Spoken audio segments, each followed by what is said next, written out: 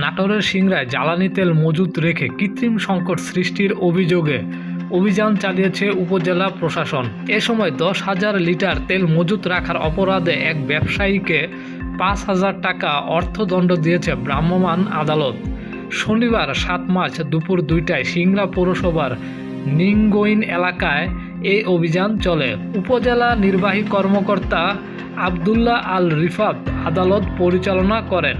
জানা যায়, সিংড়া পৌরসভার নিংগইন বাটোপাড়া মসজিদের দক্ষিণ পাশে বাঁশের জারের মধ্যে মাটির নিচে পানির ট্যাঙ্কি বসিয়ে জ্বালানি তেল সংরক্ষণ করা হয়েছে। এমন গোয়েন্দা তথ্যের ভিত্তিতে অভিযান চালায় উপজেলা প্রশাসন।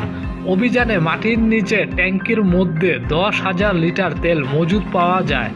সিংড়া থানার মোড় এলাকার সততা ট্রেডার্সের স্বত্বাধিকারী মোহাম্মদ রুবেল এই তেল সংরক্ষণ করেন।